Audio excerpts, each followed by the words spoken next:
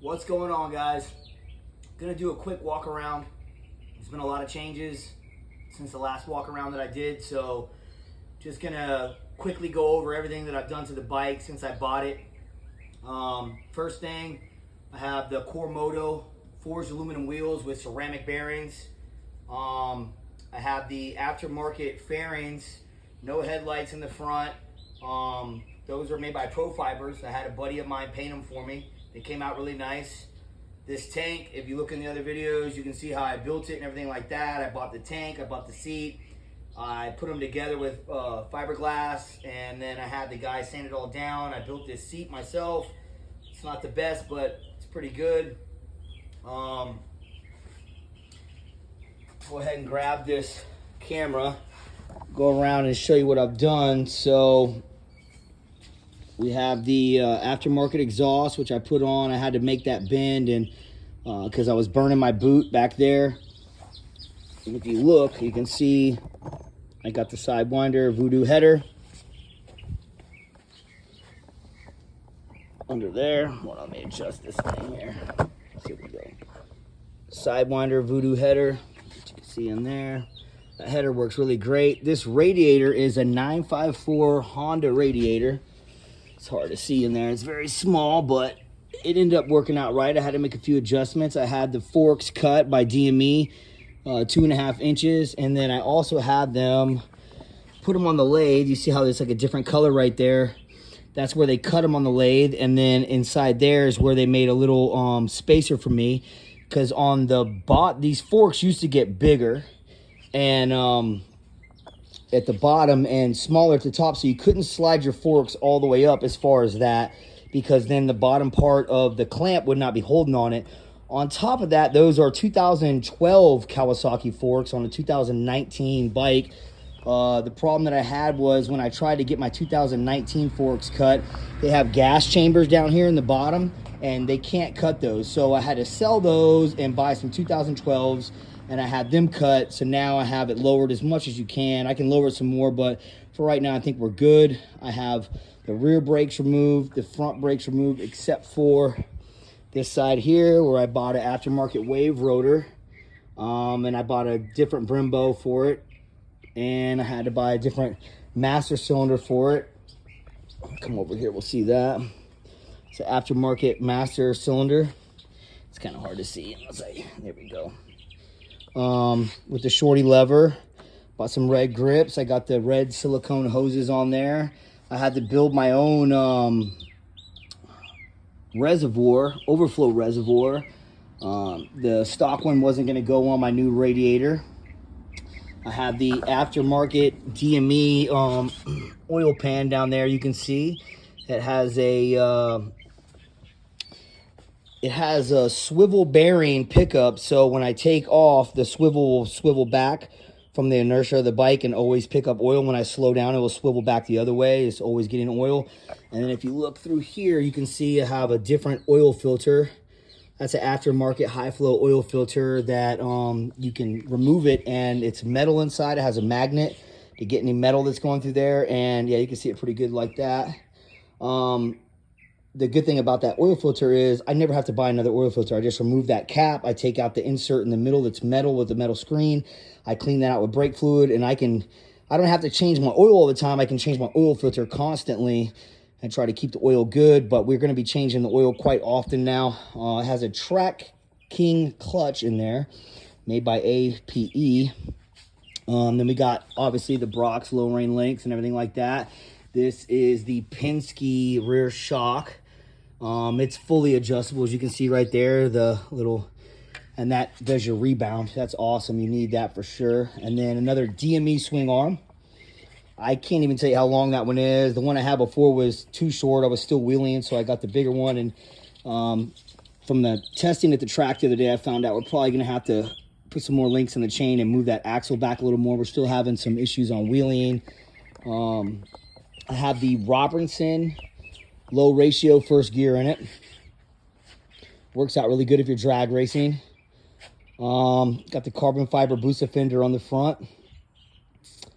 I've went through a lot of sprockets and a lot of gearing. I keep the front the same, and then in the back, I think I'm trying to remember what it is.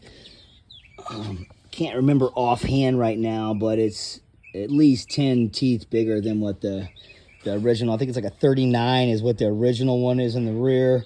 And we went up, I don't know, is it 39? I think it's like a 48, I think. We got the MPS air shifter on there. And that's all controlled right here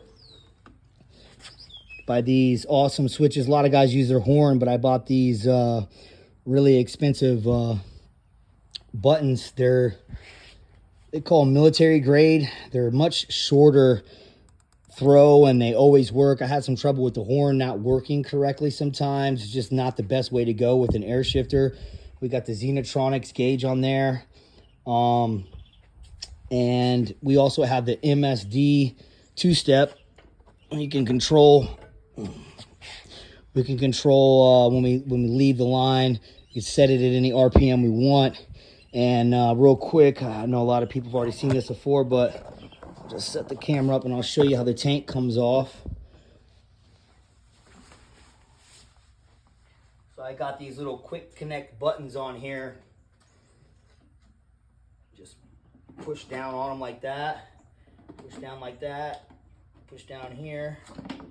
The whole tank and seat comes off all in one piece, which I pretty much made myself. And then you can see the fuel tank setup that I have is only about a gallon. I moved, this is actually my rectifier right here. It used to be up in the front of the bike up in here, but now I've got everything electronic wise back here in the back of the bike. I'm going to get a new battery here pretty soon, one of those lithium ion batteries, the Xeon down there. I've removed all the ABS stuff off the bike, all the lines, everything like that. And when you do that, usually there's a module that's like down in here. For about 260 bucks, you can get this. It deletes your module, so you don't have to have that module on there anymore. So besides the transmission gear, the exhaust, the K&N filter, and the tune, the bike is pretty much stock as far as engine goes. Mainly, the bike is just all set up as far as lowering it, the wheels, and everything like that. The bike runs 880s in the quarter mile. And we're going to eventually get a nitrous motor built for it. But I got a lot of other stuff I'm doing first. But it's running really good. We got to run it on the race fuel. I got to get it tuned for that. But we're at the track this weekend. It did really good. Feels great. Also, real quick, one more other thing that I did. I got to mention. If you look down here, we got that feeds the chain into the sprocket, and then also another one under here. There's a lot of, when you have these bikes with these long swing arms, they have a lot of, you can see the chain will sway, and sometimes you take off really hard, it'll smack on the bottom of the swing arm. That keeps it from doing that, keeps it lined up. And then obviously these DME swing arms right here, that's where you put your air in for your air shifter, and the air is held in that pocket right there. And we also got a kill switch on here, right here, that tethers to your arm. You want to turn the bike off, you just flick that switch real quick. That's what I use to start it now. Also one of those military grade machine buttons. I don't think I'm missing anything. That's pretty much everything that I've done to this bike. So if you're interested in doing a drag bike, I would suggest in setting the bike up first before you do any engine work, because honestly, just to get this bike to hook up at the track and take off fast with a stock engine, just with a tune and just the few little things I've done, it's hard to get these bikes to launch well and do well and put all the power to the ground. So if I were you, I would start with just the bike. I'd get a good swing arm, get a good exhaust, and figure out your gearing. And it's kind of like when you build a house, you want to set the foundation first and then build on top of that. What you don't want to do is put a bunch of motor work into a bike that can't even put the power to the ground. So it's been a long road. It's been a lot of work. I'm going to tell you the truth. You know, if you're doing this, you need to have a lot of money, or you need to know what you're doing, or have the patience to do it yourself. If you have any questions or anything like that, go ahead and hit me up, and I'll be happy to help. But I love you guys, and I love drag racing, so get out there and support your track.